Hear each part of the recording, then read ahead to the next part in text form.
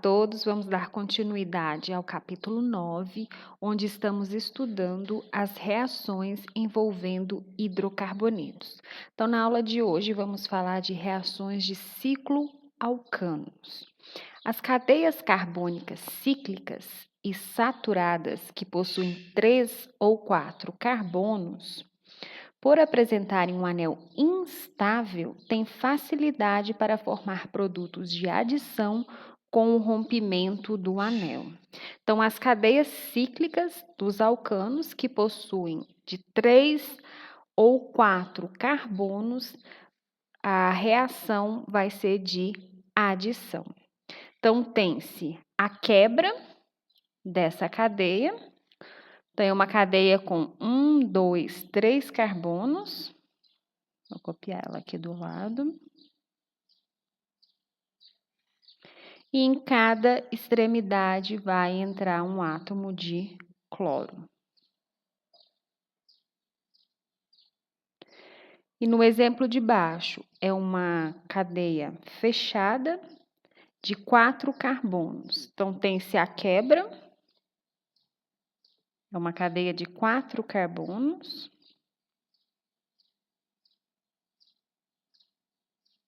E em cada extremidade entra um.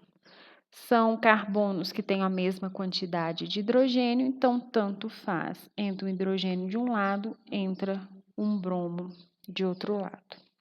Já cadeias carbônicas, cicloalcanos, com mais de 5 carbonos, tem-se a reação de substituição e não de adição. Elas não vão se quebrar facilmente, porque essas cadeias possuem uma estabilidade do anel. Então, nessa primeira, que é uma cadeia de 1, 2, 3, 4, 5, então ela é mais estável, não tem a quebra do anel, apenas a substituição. Sai um átomo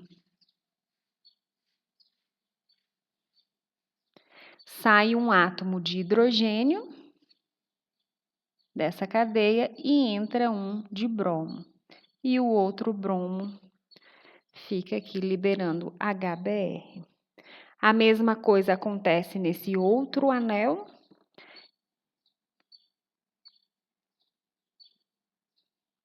Sai um hidrogênio, entra um cloro e libera um HCl.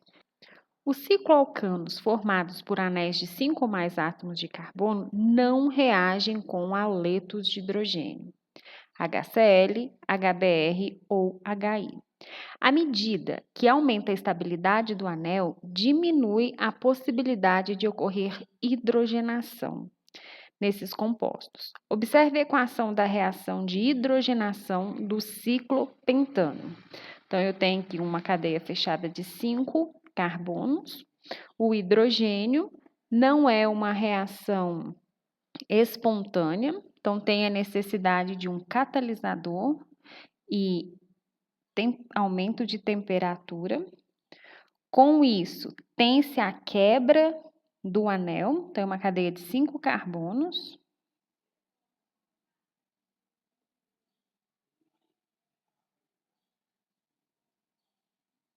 E entra um hidrogênio aqui e entra um hidrogênio aqui. Teoria das tensões dos anéis. Apesar de já conhecer os rompimentos do ciclo alcanos diante de reações de adição ou substituição, tem-se a pergunta: por que alguns reagem por adição e outros por substituição?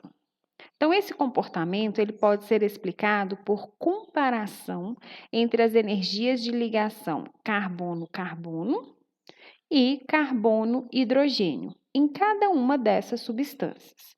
Quando se tem a quebra da ligação carbono-carbono, a cadeia cíclica se rompe e a reação que ocorre é de adição, como a gente falou, que ocorre nos carbonos de 3 a 4, e cadeias de 3 a 4 carbono.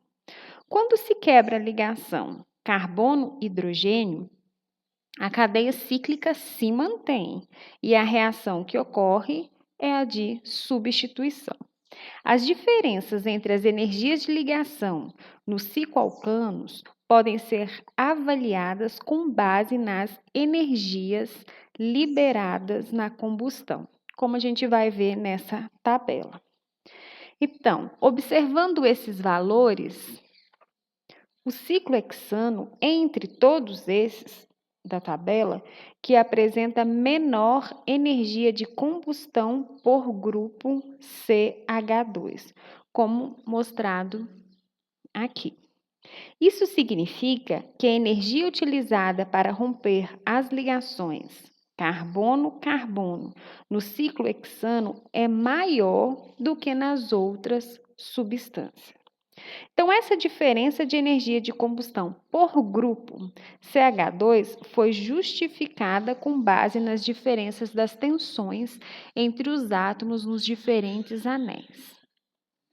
Então, eles adotaram um critério arbitrário pelo qual foi estabelecido o valor de 0 kJ por mol.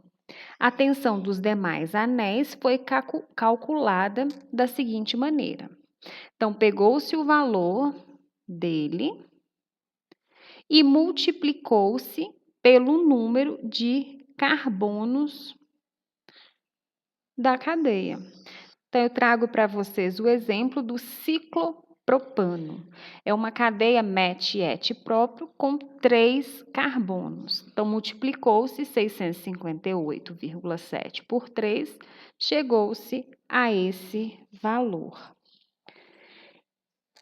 E aí se faz a subtração da energia liberada na combustão desse composto, menos o que foi calculado comparando ao ciclo hexano. Aí chegou-se a esse valor. Os valores das tensões no anel calculados pela forma para os demais cicloalcanos, representados na tabela anterior, são. Então, aqui fez-se para uma cadeia de 4, de 5, de 6, de 7. Que conclusão que chegou-se? Que quanto maior a tensão do anel, menor é a energia necessária para romper as ligações entre os átomos de carbono. Portanto, mais instável é o anel. Oxidação de cicloalcanos. Então, tem-se uma oxidação energética para as cadeias de 3 a 4 carbonos, por serem mais instáveis, são facilmente quebradas e produz ácidos dicarboxílicos. Então, aqui uma cadeia de 3 carbonos, uma oxidação energética, vai ser quebrada, então 3 carbonos, e vai formar ácidos dicarboxílicos. Então, dupla O, OH, dupla O, OH.